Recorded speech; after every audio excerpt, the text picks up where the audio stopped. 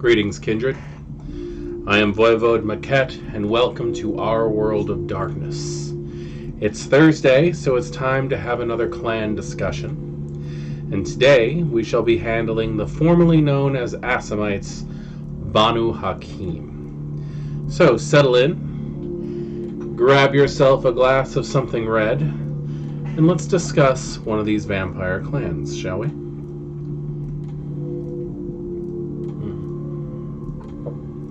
Now, the Banu Haquim. We saw this change coming in the Banu Haquim for a very long time. The Children of Hakeem have a very interesting cycle to them. Originally, they were seen as the judges of the Canaanites. They would come into cities where the kindred had become incredibly corrupt, and they would take out those who they felt were responsible for the degradation of individual cities, doing in their part protecting the human populace, upholding their belief structure. For though in Muslim culture the consumption of blood is considered a sin, they wore that sin as a badge of honor. They understood that they were breaking their own religious vows for the greater good, because it was their job to take in the vitae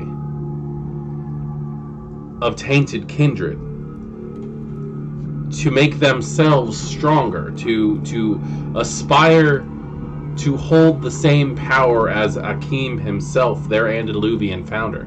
They were charged by both Hakeem and Cain himself, depending on who you ask, to be the judges of all Canaanite kind. And throughout the World of Darkness publications, you do see a mix of interesting types of Assamites. And I'm using that as the timestamp to judge between classic World of Darkness and 5th edition World of Darkness. The old guard, I guess you could say, of Assamites. You would see them in a lot of different fashions. In the Masquerade of the Red Death trilogy, as we have gone over in Metaplot Monday a few weeks back, touched on a set of twins of British descent who were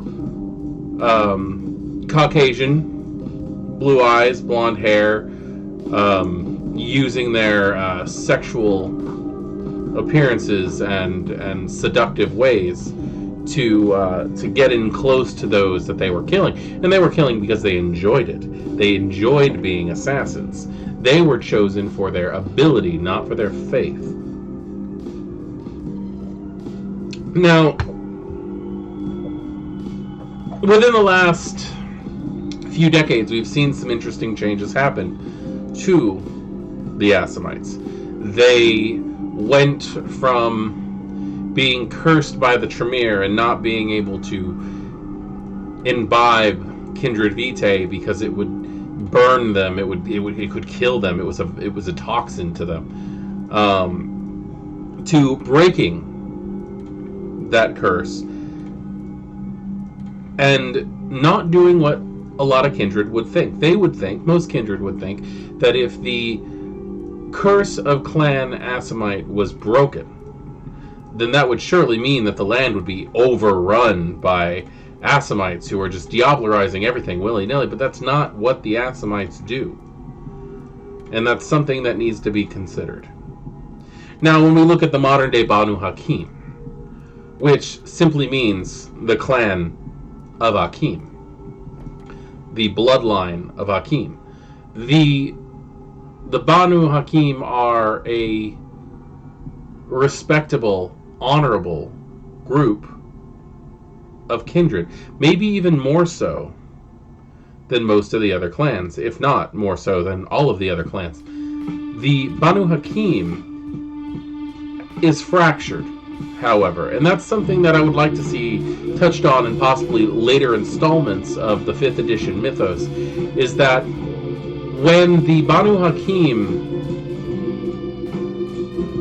were met with opposition as who they considered their eldest was murdered by his, from what I remember, it has been a while since I've read in on this, but the Banu Haquim Jamal, old man Jamal, who guarded Alamat and put through teachings of scholarly leadership in the clan, he was destroyed by, and I'm going to butcher this, Ul-Shurgi. I believe I'm completely butchering that, but Ul-Shurgi, one of the children of Hakeem himself, who was obsessed with blood, obsessed with murder, obsessed with killing,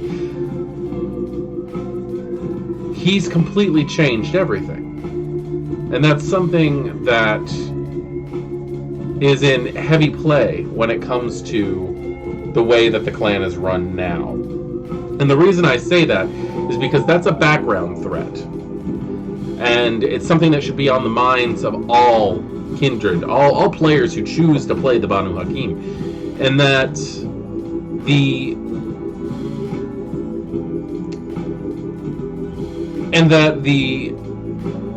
the clan has been split into different factions.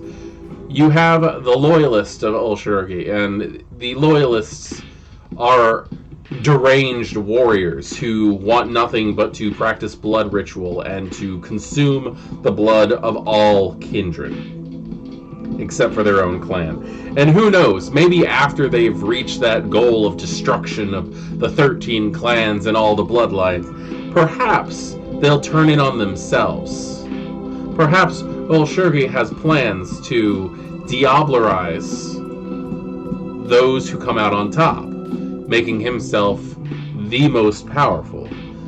If he is being driven to these lengths by Hakeem himself, perhaps Hakeem plans to do that.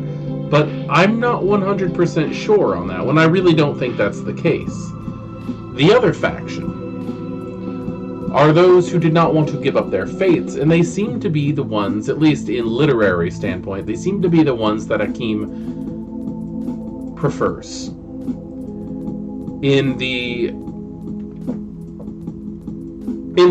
Fall of Atlanta series, the 13 clan novels set in modern nights, we do see a few Assamites here and there who are being destroyed by a desert wind that comes from nowhere, which is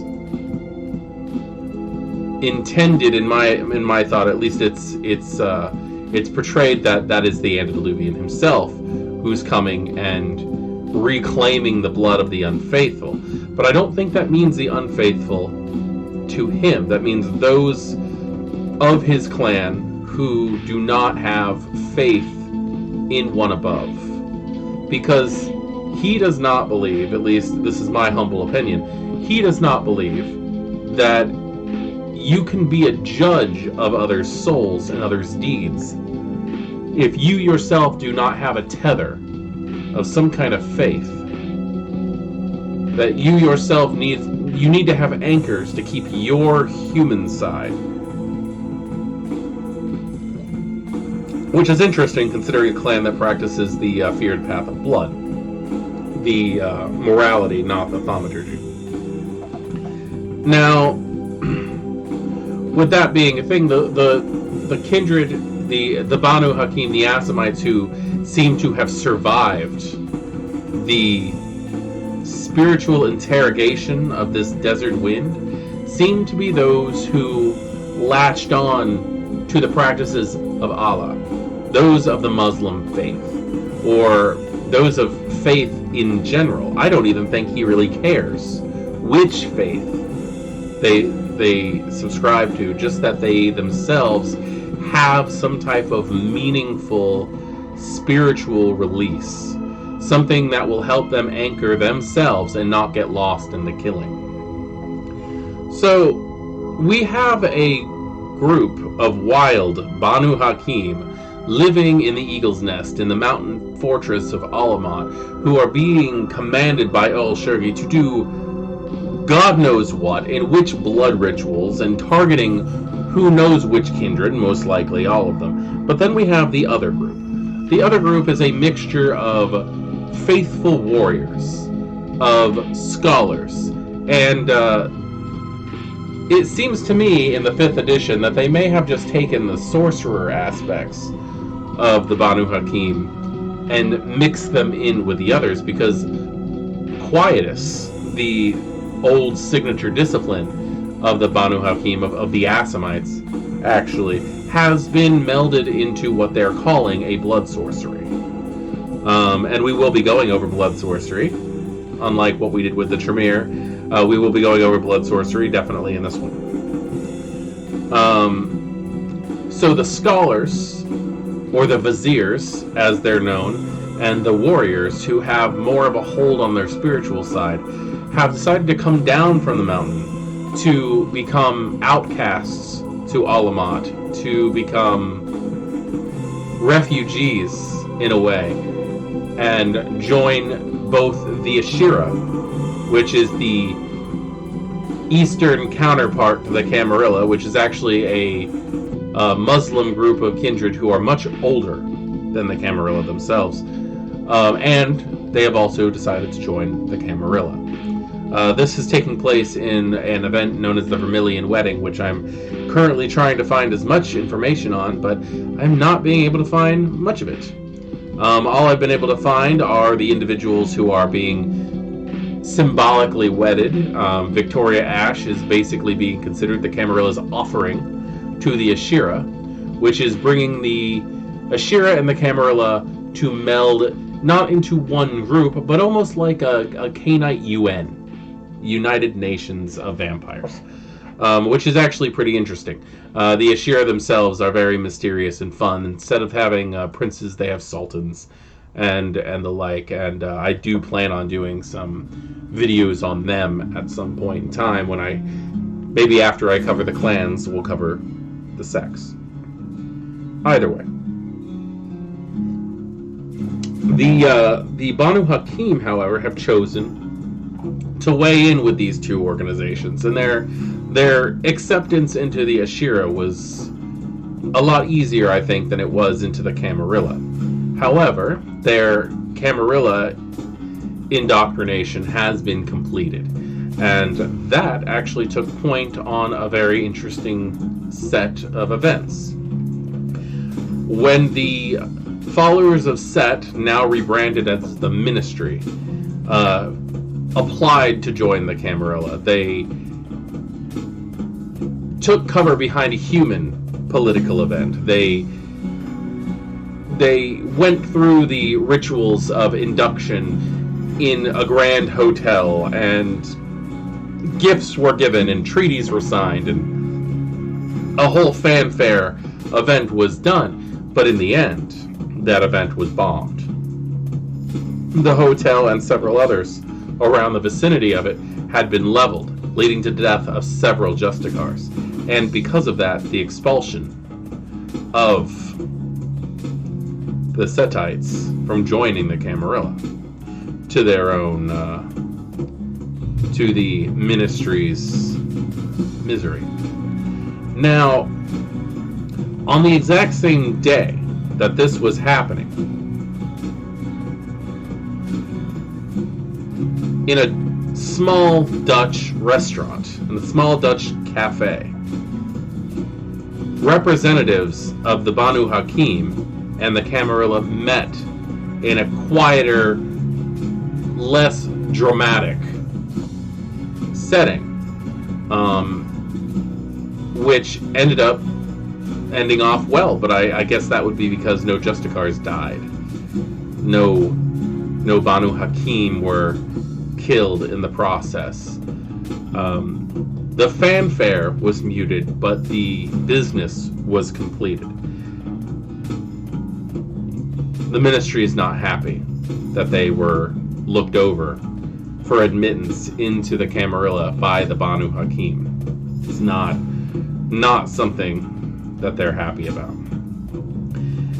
And I'm sure, considering the fact that everything's going on, that things are quite strange on the Banu Haquim's side with that, due to the fact that this admittance into the Camarilla took place because of 3 events. 1, the fact that the Tremere stronghold of Vienna was attacked by the Inquisition, by the Second Inquisition, and was leveled with the loss of the majority of the Council of 7 and Tremere himself dead in the ashes of the Grand Chantry.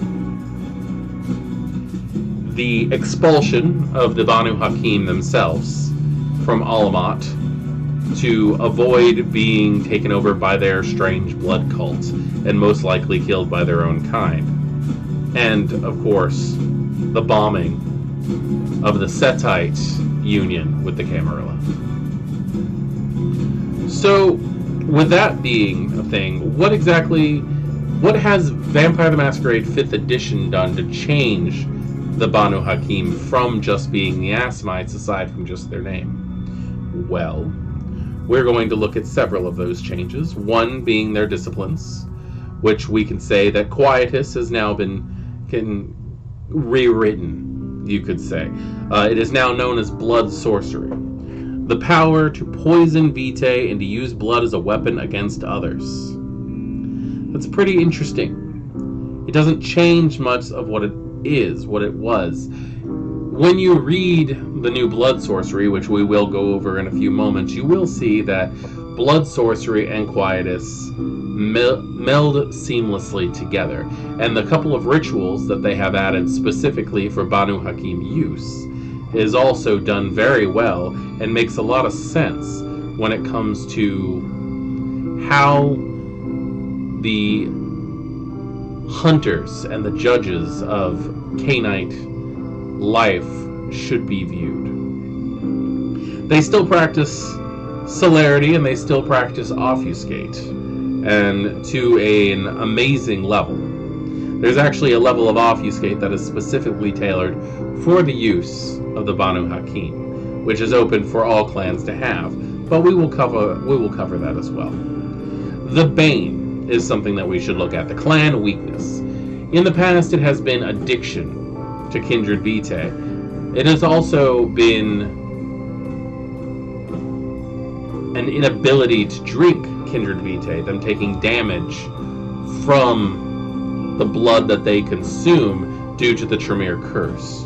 Now, today, or tonight, in the V5 setting, the Bane simply says, the Banu Haquim are drawn to feed from those deserving punishment. This is especially true for vampires, for vampire blood, the very essence of transgression. When one of the judges tastes the blood of another Cainite, they find it very hard to stop. Slaking at least one hunger level with vampire vitae provokes a hunger frenzy test. You go by the standard core rules in the hunger frenzy test. At a difficulty of 2 plus their Bane severity. If the test is failed, they attempt to gorge themselves on vampire blood, sometimes until they diablerize the kindred victim. This presents many problems as Banu Haquim integrate with the Camarilla, who tend to see the Amaranth as anathema. In other words, you don't commit diablerie in the Camarilla. It's one of their major crimes. It's the oldest crime. You don't do it. However, these Banu Haquim sometimes have the difficult time stopping. Now, their clan compulsion is judgment, which makes a lot of sense. I discussed before that the compulsions tend to be the inner essence of their clan founder coming to the fold. This is what causes you to play a vampire, having your own personality, not having to play a stereotype, but having that stereotype come through. The compulsions are the inner strength and obsessions of your antediluvian taking center stage. The Banu Haquim have judgment, which was Hakeem's issue. Hakeem's task was judgment. The vampire is compelled to punish anyone seen to transgress against their personal creed, taking their blood as just vengeance for the crime.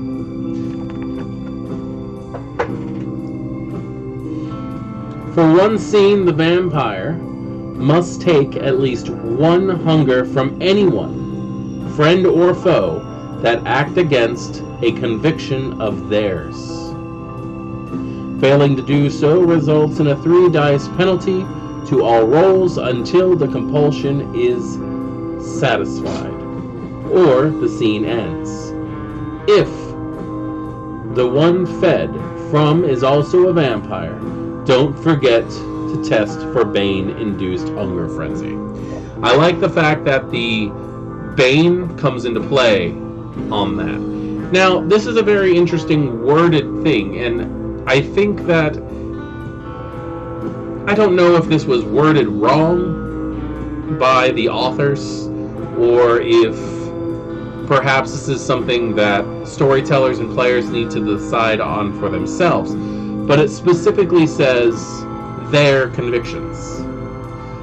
Now, does this mean that you are judging somebody on their convictions, or you are judging somebody on your own convictions? Because it specifically says the Banu Haquim judges someone on their convictions. Are you judging them on the Banu Haquim's convictions, or on your own, on the victim's convictions? That's a very interesting way of putting it, and I think that could actually be taken in consideration of the Banu Haquim himself. Is that Banu Haquim self-righteous to the point where they don't care what other people's beliefs are? That they care what their beliefs are. That Banu Haquim specifically cares what that Banu Haquim's beliefs are. This could lead to some fun controversy in games, but it's a good idea for the ST, for the storyteller, and the player characters to come to an agreement before play. This is definitely something that does not want to be brought up in the middle of gameplay, because you don't want this to become a reason why the player is not enjoying the game. This is left vague, and I don't know if it's done on purpose, but that's something that those vagaries need to be eliminated before a Banu Haquim comes into play. So, what else does the Banu Haquim have? Well, I wanted to go over blood sorcery, and I do have both books here for this. Before we hit blood sorcery, however, I would like to look at that obfuscate power, which is very, very nice. Obfuscate is done very well, but the second available level 1 obfuscate is known as Silence of Death. Silence of Death used to be a quietist power, but now it is considered under obfuscate, which I actually highly appreciate. I don't see this being taken by most kindred, but I can see why. I can see where it fits. Silence of Death. Popular among the Banu Haquim, this power completely silences the user, nullifying all sound made by them. As with other obfuscate powers, this only works on people within earshot and does not fool microphones or other electronic sound detectors. Unlike obfuscate in general, this power works only on the sense of hearing, but in exchange operates more robustly. A vampire needs to make a whole lot of noise to break the silence. The cost is free. System says that the user silences their footsteps, clothing, minor collisions, and other sounds of their person. This makes the vampire undetectable if an observer could only notice them by sound, such as when on a different floor of a house. This power does not eliminate sounds the user makes outside their personal space, throwing or dropping objects, or slamming doors, for example. Failing that, only sense of the unseen. Auspex level 1 can detect the user. The duration is 1 scene. That is almost like... What are you doing back there? You're just doing yoga in the background. That's fine. You're just acting nuts. Anyway, I enjoy the fact that is a level of Auspex now, and I can see other clans wanting to use that, but I can also see that coming in handy for the Banu Haquim. Now, as we are thinking about Quietus, we need to take a look at the description on how blood sorcery works. Now, blood sorcery is good for the Tremere, and it's also good for the Banu Haquim. There are arguments to be made on whether or not the Assamite clan the Assamite should also be allowed to have this. But I do feel that their brand of magic is more environmental than anything else, due to the fact that Cauldronism is more of a relationship with the spirits of the land. And I do hope that at some point in time, we do get to see something like that. Perhaps an animalism plus dominate Ogham style thing, due to the fact that Ogham, practiced by the Lianan, is a form of Cauldronism, a bonding with the spirits of the land kind of situation. So I can understand why certain things are as they are. So level 1. Oh, sorry.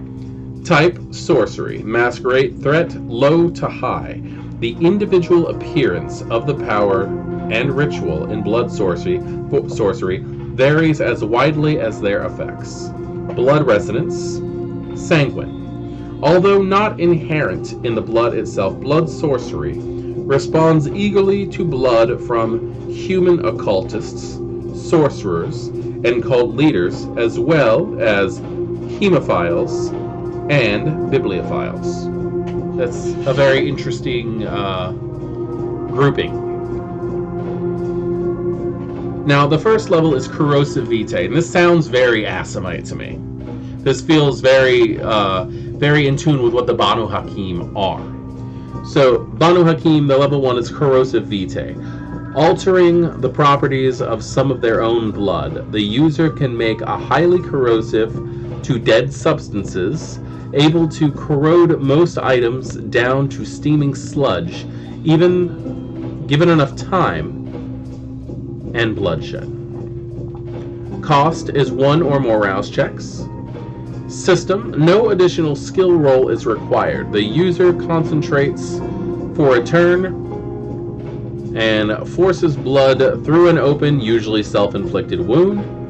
The user then spills their blood on a non-living object, except unliving flesh, as that of the kindred, to corrode and decompose it.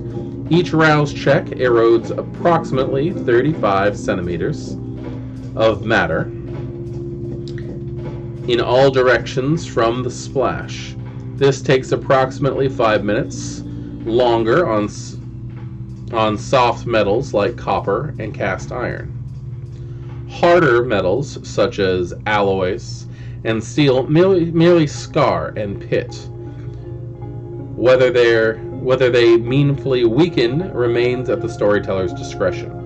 This power might corrode through handcuffs, chains, given enough times, and vitae. Duration, NA. So, the Banu Haquim, or the Tremere, have the ability to burn through most unliving items. Now, that does not count unliving flesh. You cannot flick your blood on somebody and have it burn, as the old discipline of Quietus used to do. But this is good when it comes to destroying weaponry, burning through bars or windows or things like that. This gives you a good chance of entry, and also demolishing of property. Taste for blood. Now this seems very Tremere. This does actually match up very well with the old taste for blood when it comes to thaumaturgy pathoblood. By tasting a drop of blood, the user can discern certain basic traits of the one of whom it belongs. The cost is free. The dice pool is Resolve plus Blood Sorcery. The system: the user dabs the blood on their tongue and makes a Resolve plus Blood Sorcery roll difficulty of 3. With a win, the user can determine the resonance and intensity, the blood if human. They can also identify whether the blood belongs to a mortal, a ghoul, a vampire, or other supernatural creature. It may not necessarily be able to identify the supernatural creature if not kindred or ghoul. And that makes a lot of sense. I do want to point that out, is if you've never tasted werewolf blood and you accidentally get werewolf and you taste werewolf blood for the first time, you're not going to automatically go, I taste dog in this. But you might realize that the blood is a little spicier than usual, and you might be able to realize after a time, I've had this before, this tastes like werewolf. So that is something that seems learned, in my opinion. What are you doing? Okay. Tasting vitae also determines the relative blood potency and thus the likely generation band of a vampire. A critical wind also reveals whether the subject has ever committed diablerie and the generation within one of the vampire. That's interesting. That's very interesting. That sounds a little counter. That sounds like it contradicts itself a little bit, because it says that tasting the vitae also determines relative blood potency and thus likely the generation band of the vampire. Oh, I apologize. I'm reading too fast for my thought. A critical wind also reveals whether the subject has committed diablerie and the generation within one of the vampire. If the user knows of a supernatural creature in question, they can identify specific supernatural creature on a critical win after tasting the blood. Duration NA. Okay, so my assumptions that I had stated are correct on that one, is that if you have already tasted it, you could identify it. Level 2 powers. Extinguish vitae.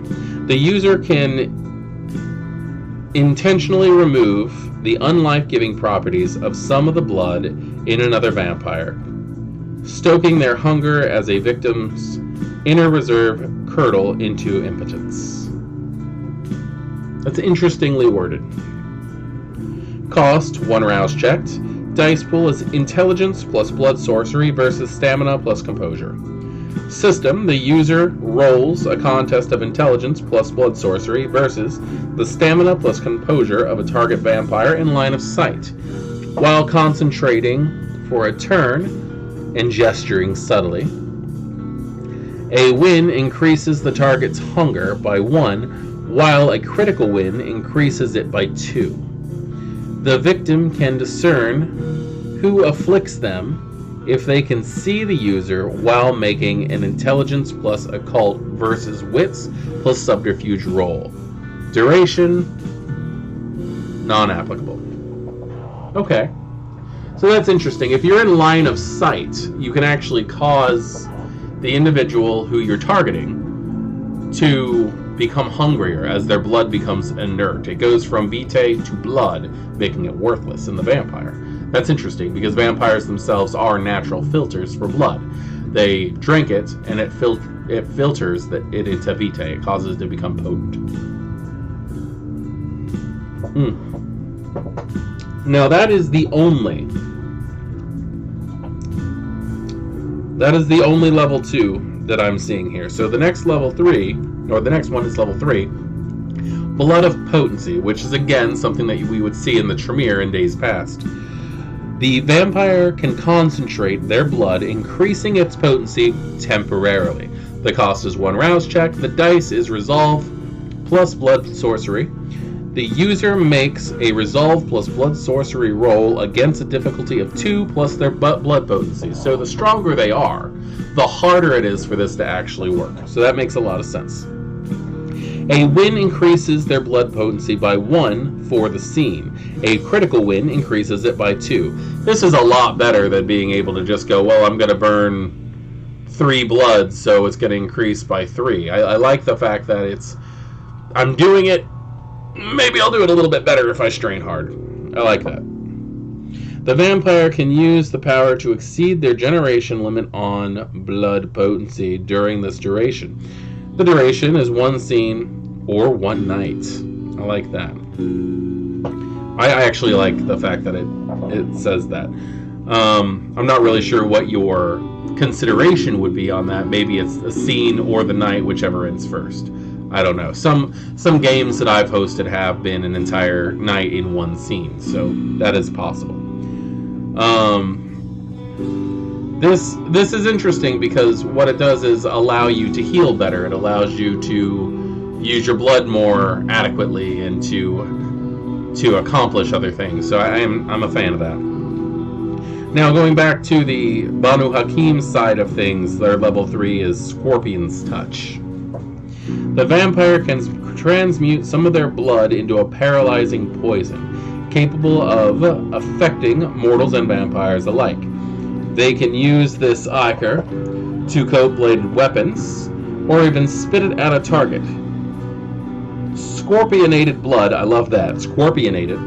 Scorpionated blood incapacitates affected mortals while hampering vampires, if not necessarily rendering them helpless.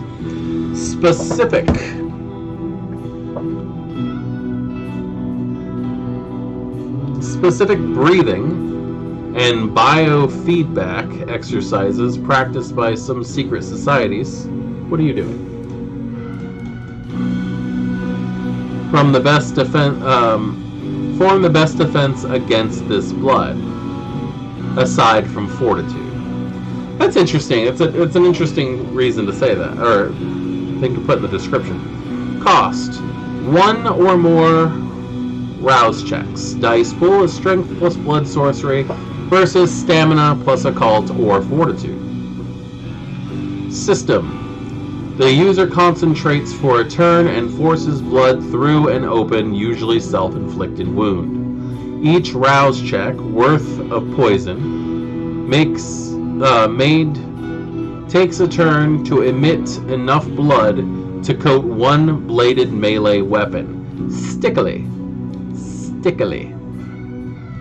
or to fill 1 mouthful to be spat at a foe.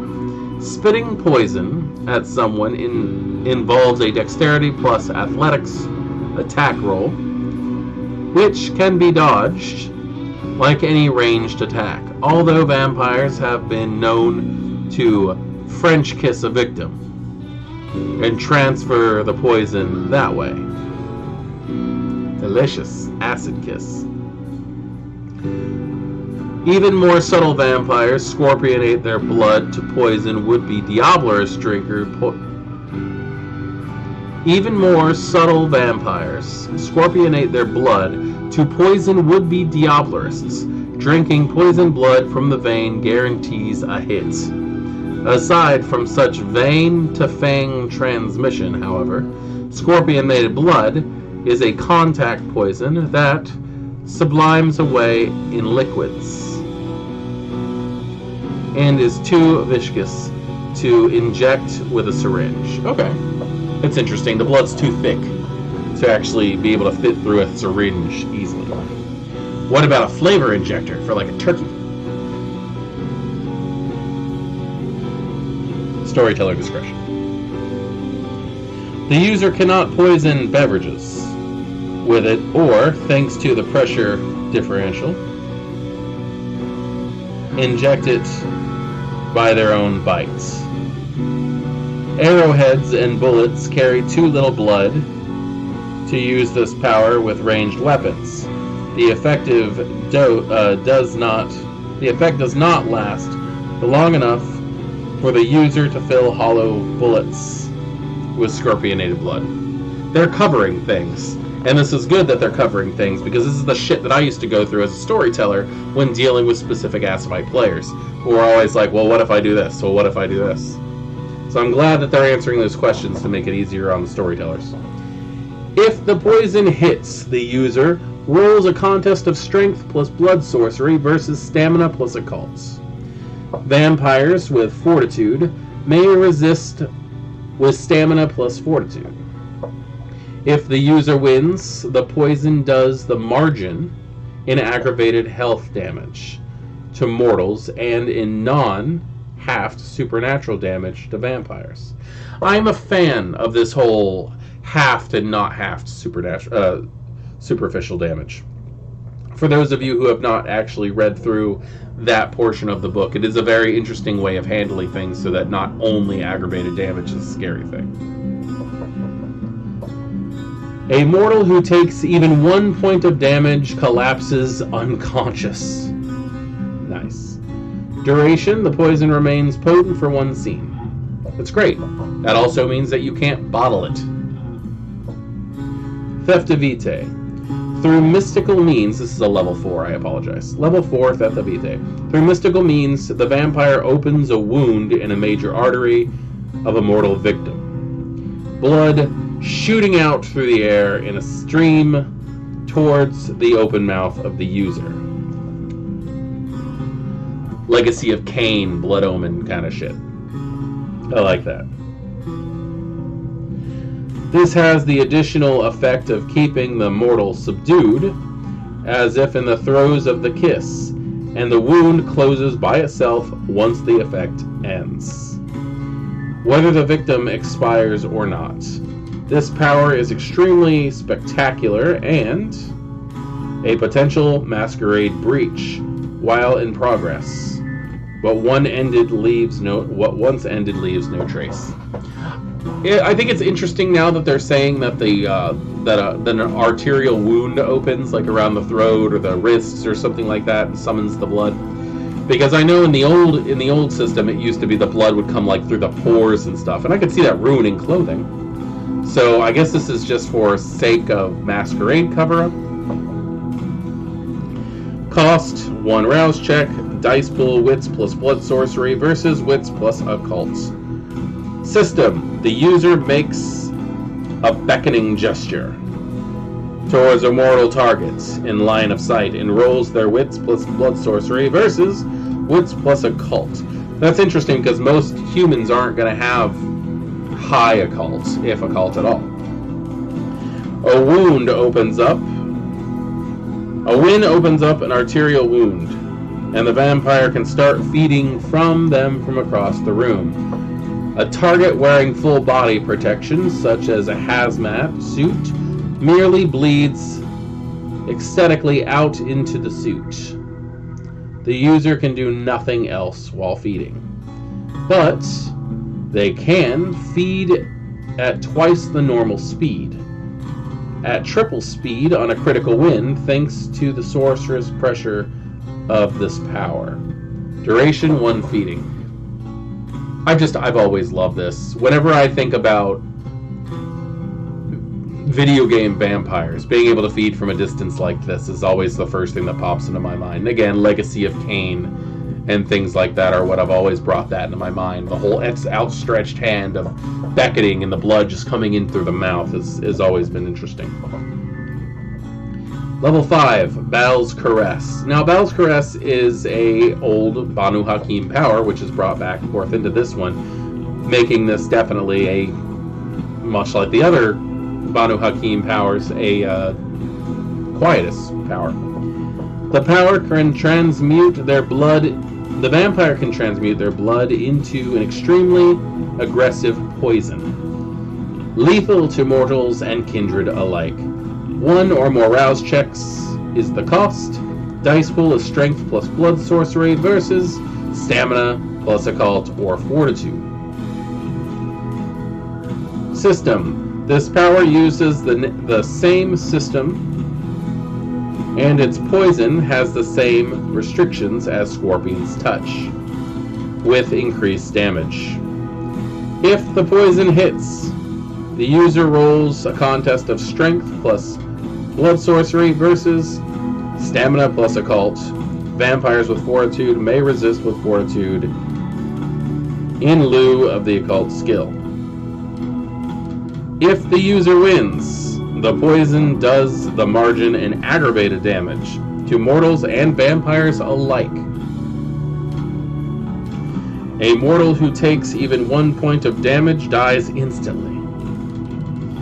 If a vampire target takes aggravated damage from this poison, the user rolls the contest against on a win. The vampire enters torpor when next they go to sleep. So this is something that holds true. You can hit them later. They're not waking up. Duration, the poison remains potent for 1 scene. Now, level 5, Cauldron of Blood. This gruesome power lets the user boil the blood of the victim in their own veins, causing massive damage and excruciating pain. While there's more efficient ways to kill, few methods approach this level of cruelty. Cost is 1 rouse check and you gain 1 or more stains. Dice pool, Resolve plus Blood Sorcery versus Composure plus Occult or Fortitude. System. The user pays the cost and touches the victim. Dexterity plus Athletics, Combat, or similar situations. Rolling a contest of Resolve plus Blood Sorcery versus Composure plus Occult. Vampires with Fortitude may resist with Composure plus Fortitude. On a win, each point of margin causes 1 point of aggravated damage in a victim. Mortals taking at least 1 point of damage die screaming. Vampire victims add 1 hunger per point of damage inflicted until hunger is at 5. Duration 1 turn. Blood Sorcery seems a lot like Quietus, don't you think? And it is. It's the same discipline. And I've always said that since the attack on Vienna, the Tremere, and this is at least my canon, this is what's going on in my games. In my games, I say that since the Vienna attack, the Tremere have lost access to their thaumaturgy. That thaumaturgy in general has fallen. Maybe it was connected to specific elders that died. I don't know. Maybe it was connected to Tremere himself, and his death caused it to happen. All I know is that the Tremere do not have thaumaturgy anymore. They are practicing a blood sorcery, which is a bastardized recreation of Quietus, in my humble opinion. Now, there are lots and lots of rituals that we can go over, but I don't plan on doing that. However, I do want to go over 2 of them. And that is in the Camarilla book, under Banu Haquim. We come to rituals that are Banu Haquim specific. The first one is a level 2 ritual called Ishtar's Touch. The blood sorcerer can convert a dose of their own vitae into a touch-activated narcotic that renders a victim uninhibited and vulnerable to disciplines such as presence and dominate, along with attempts at mundane manipulation, coercion, and interrogation. So, Banu Haquim interrogation tactics. Ingredients: a small amount of hashish or narcotic substance. Process: the chosen substance is mixed with the user's blood and rubbed between their fingers as the incantation is read or whispered. The ritual only takes a couple of minutes to prepare.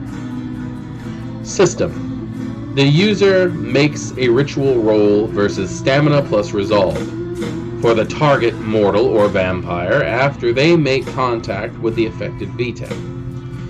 For the remainder of the scene, the victim suffers a dice penalty equal to the margin of the win on the ritual roll on all resist pools involving Composure or Resolve. Apply the penalty only once in case the pool involves both attributes. So you can't double it up. You can't go, well, you're 2 traits down in Composure and Resolve, and therefore you have a Composure plus Resolve challenge, so you're 4 traits down. You can't do that. The Narcotic Vitae retains its potency until it is touched, or up until the end of the scene. So that's a very interesting use of the blood, and I'm enjoying the fact that the Banu Haquim are now residents of the Camarilla, because I can see princes choosing to have members of their court who are Banu Haquim do this on interrogation victims. Level 3. One with the blade, and this is beautiful. I love this. This is more fluff than anything, and can end up bringing in a whole storyline involved around it. In fact, if there was a flaw that I wish to give to a Banu Haquim, it would be one who suffered the negative effects of this ritual, just because it's so in-depth and has potential for making a beautiful story.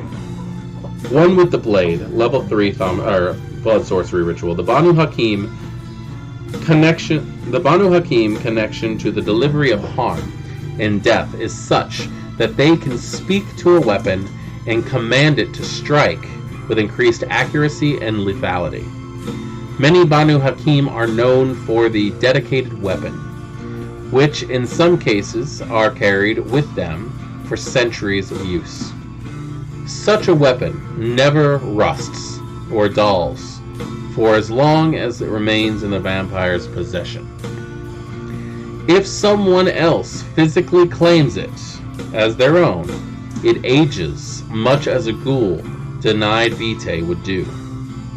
In the case the weapon is still usable following this disintegration,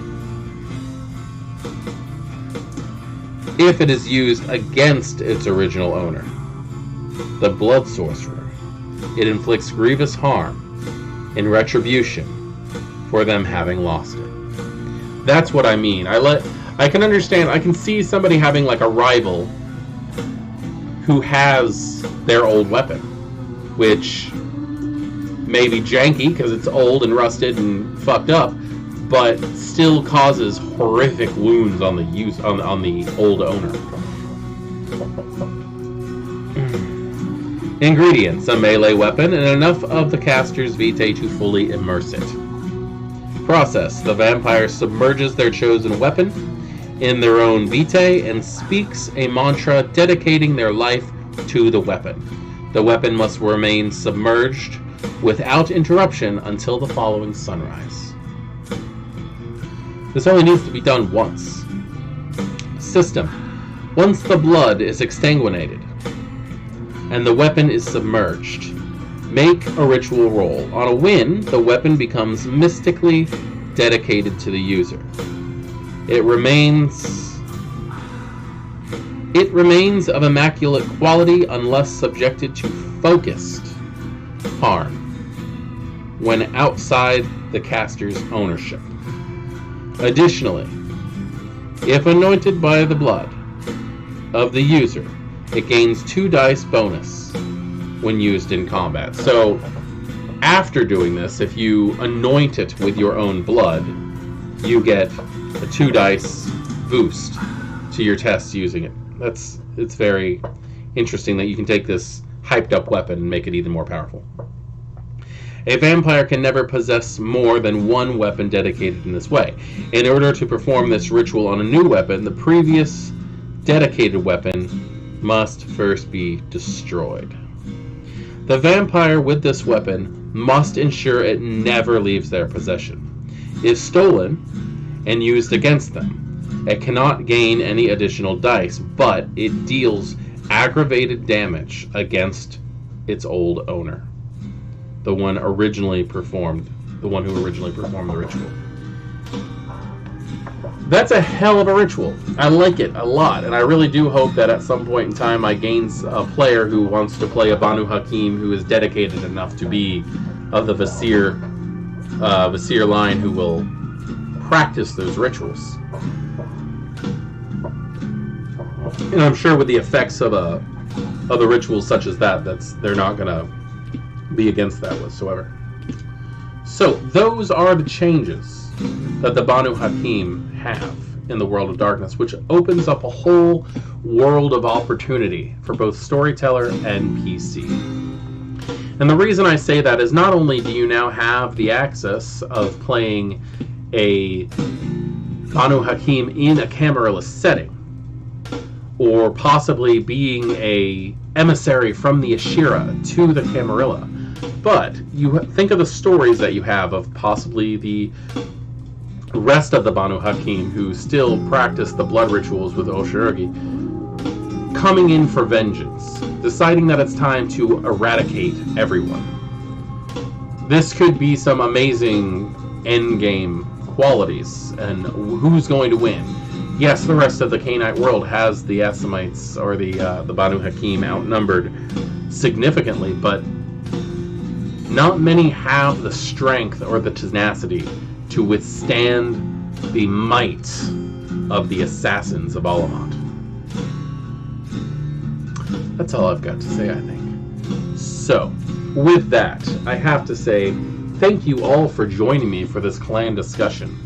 The Banu Haquim have always been of interest to me, and I've never wanted to do them the injustice of playing one wrong. I played a Dark Age Assamite in a Faith and Fire game many years ago, and I had an incredible time doing so.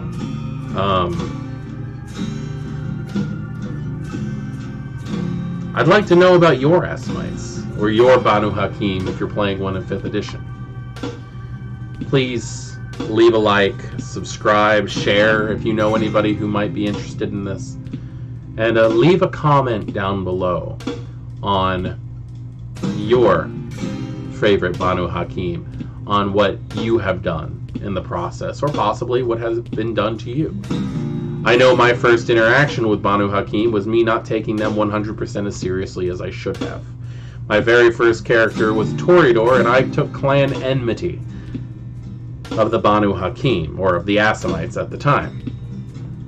I basically took it down that I was hunted by the entire clan, and had some very interesting run-ins with them over time. Stories for other days. But, as I was saying, I am Voivode Maquette. This is our world of darkness, and thank you for joining me with this clan discussion. I will be back again soon for more. Good evening.